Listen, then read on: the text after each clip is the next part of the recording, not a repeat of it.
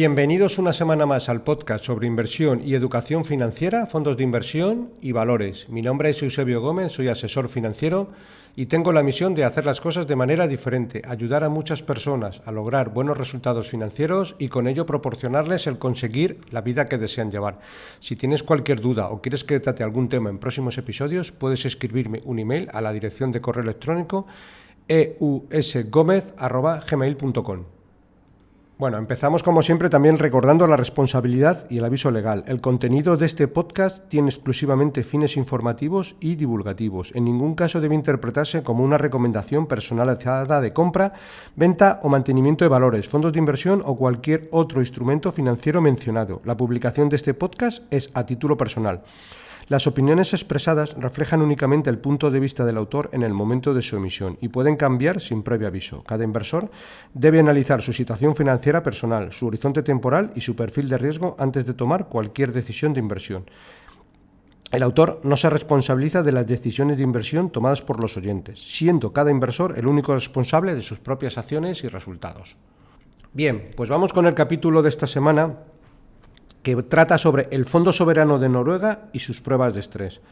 Y vamos a hablar del mayor fondo soberano del mundo, que es el Fondo de Pensiones del Gobierno de Noruega, y cómo se prepara para los peores escenarios posibles. Para ponerlo en contexto, este fondo gestiona más de $1 billón y su gran obsesión no es solo ganar dinero, sino sobrevivir a la crisis. Mirad, ¿por qué para ellos las pruebas de estrés son tan importantes? Ellos consideran que las métricas tradicionales de riesgo, como la volatilidad, no sirven cuando ocurre lo inesperado, crisis financieras, pandemias, guerras o shock climáticos. Por eso, el fondo complementa estas métricas con pruebas de estrés que responden a una pregunta clave. ¿Cuánto podríamos perder si todo sale mal al mismo tiempo? Bien, antes, para ponerlo en contexto, he de decir que este informe está publicado mucho antes de que se iniciara la guerra de Estados Unidos con Irán, etcétera. Ellos siempre una vez al año pues analizan y hacen este tipo de pruebas de estrés, para también ponerlo un poco en contexto, que no tiene nada que ver con estos días de lío. Es un fondo con una visión de muy largo plazo, como veremos un poquito más adelante, y su objetivo es sobrevivir a cualquier entorno, del tipo que sea y que venga.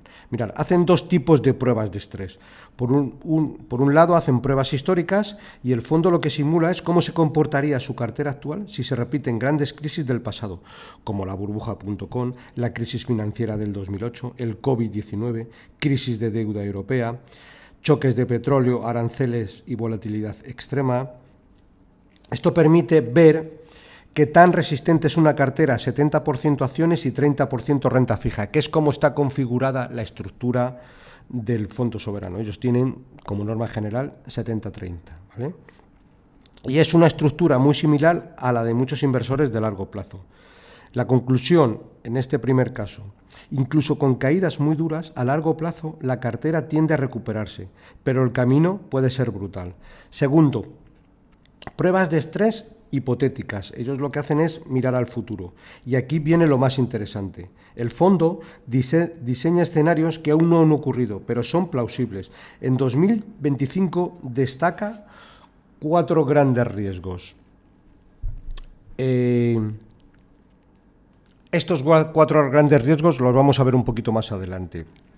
Pero el Fondo Soberano de Noruega, ¿cómo se prepara para el peor día de los mercados? Y hoy, en este capítulo, no vamos a hablar si el mercado va a subir o va a bajar este mes, ni de una acción concreta, ni de una criptomoneda, ni del último dato de inflación. Hoy vamos a hablar de algo mucho más incómodo. Vamos a hablar de qué pasa cuando todo sale mal. Porque si hay una institución en el mundo que se toma en serio los escenarios extremos, esa es el Fondo Soberano de Noruega. Un fondo que no intenta predecir el futuro, sino sobrevivirlo. El Fondo Soberano de Noruega, pues nos podemos preguntar, ¿qué es el Fondo Soberano de Noruega? Bueno, pues es oficialmente llamado Government Pension Fund Global, es el mayor fondo soberano del planeta y gestiona el dinero procedente del petróleo y del gas noruego para algo muy concreto, las futuras generaciones del país. Y esto cambia por completo la mentalidad. No invierten pensando en el próximo trimestre, ni siquiera en el próximo año. Invierten pensando en décadas. Y por eso su mayor miedo no es una mala racha. Su mayor miedo es una crisis que destruya capital de forma permanente. Y vamos a poner en contexto la cuantía del fondo. Veréis, la riqueza por ciudadano equivale a $385.000 por cada habitante de Noruega. ¿Cómo está distribuido, como veíamos anteriormente, por clase de activos?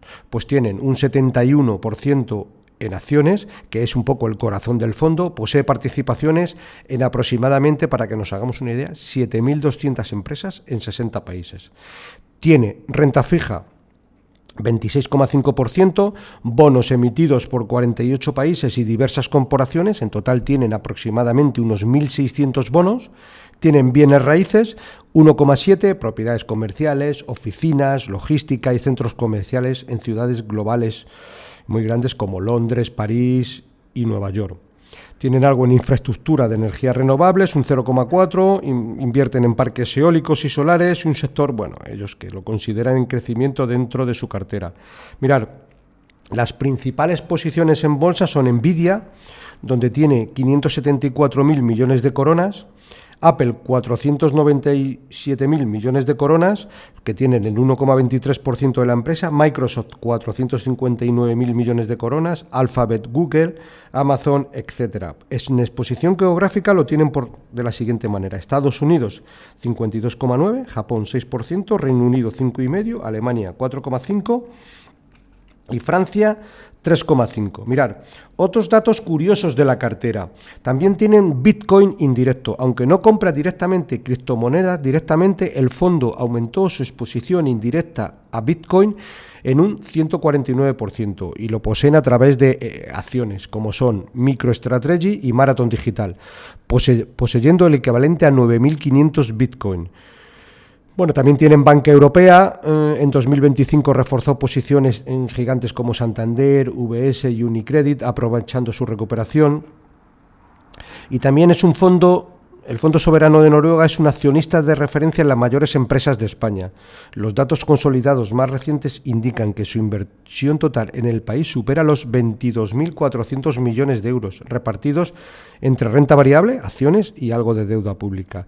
Dentro de las mayores porcentajes en el IBEX, pues tiene un 3,11% en Iberdrola, un 2,15% en el Banco Santander, un 2,9% en BBVA, Banco Sabadell un 85%, CaixaBank un 1,20%. Es decir, es un accionista muy relevante en muchas empresas. Tienen también en Inditex un 1,5%, en Celnex Telecom 2,45%, Ferrovial 1,60%, en Repsol un 1,45%.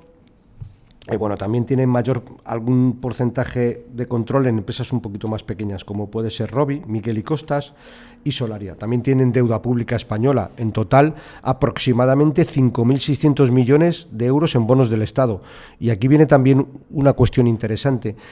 Tienen dinero que se lo gestionan gestoras especializadas. Firmas como T. Rowe Price o Baillie Gifford han gestionado tramos de su cartera de acciones, es decir, delegan dinero en algunas de estas gestoras. Bueno, Baillie Gifford, hablamos en muchos podcasts de esta gestora. Y para que veáis el Fondo Soberano de Noruega, con la cantidad vigente de dinero que tiene, hay una parte del dinero que se lo dejan gestionar a este tipo de gestoras, en las cuales, por cierto, nosotros pues podemos participar, igual que el fondo, ¿vale? Bueno, el fondo, un poco también como nosotros, y lo que debería de hacer cualquier inversor, es que prefiere gestores de boutique o especializados antes que grandes fondos generalistas, buscando siempre batir al índice de referencia en sectores muy concretos. Como decíamos anteriormente, ¿cómo está invertido el fondo? A grandes rasgos, la cartera del fondo se parece mucho a la de un inversor de largo plazo, bien diversificado. Bueno, como decíamos, tiene un 70% en renta variable, un 30% en renta fija y una parte muy pequeñita en activos reales, como inmobiliario e infraestructuras. Bien, el problema de medir el riesgo. Y aquí viene una de las ideas más importantes del informe. La mayoría de modelos de riesgo utilizan la volatilidad.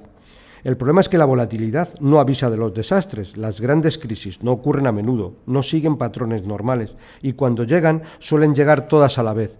Por eso el fondo dice algo muy claro. Las métricas estándar no capturan el impacto de los eventos extremos.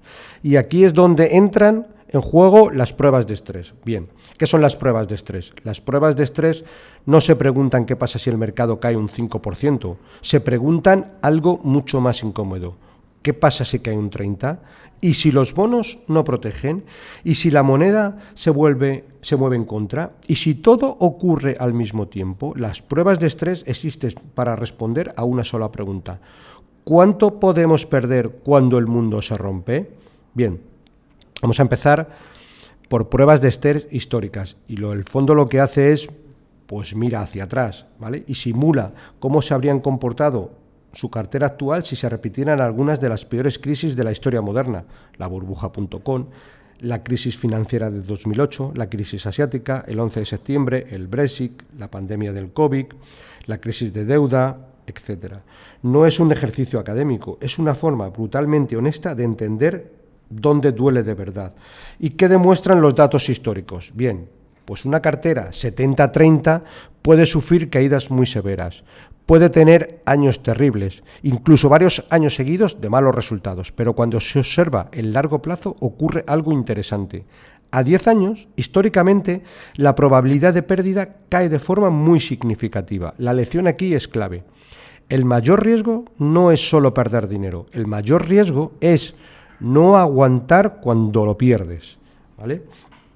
Ellos también hablan de una métrica que le llaman el déficit esperado. Y el fondo utiliza esta métrica pues para ver un poco el impacto que pueda tener, ¿vale? en sus inversiones. Y aquí no mide la peor pérdida posible, aquí mide la pérdida promedio en los peores escenarios. Es decir, no se centra en el peor día imaginable, sino en cómo de mal van las cosas cuando realmente van mal. Y esto cambia completamente la forma de entender el riesgo. Y luego, por otro lado, también miran al futuro y lo que hacen es, hacen un cálculo de pruebas de estrés hipotéticas. Y ahora es cuando llegamos a la parte un poco más interesante del informe. El propio fondo reconoce algo muy honesto. Las crisis futuras no tienen por qué parecerse a las del pasado. Por eso diseñan escenarios nuevos basados en los riesgos actuales del mundo. En 2026 el fondo modela 4 grandes escenarios. El primer escenario, corrección de la inteligencia artificial. La inteligencia artificial ha generado enormes expectativas, inversiones masivas, valoraciones muy elevadas y una concentración extrema en pocas empresas. El escenario plantea algo simple pero peligroso. ¿Y si la productividad prometida no llega?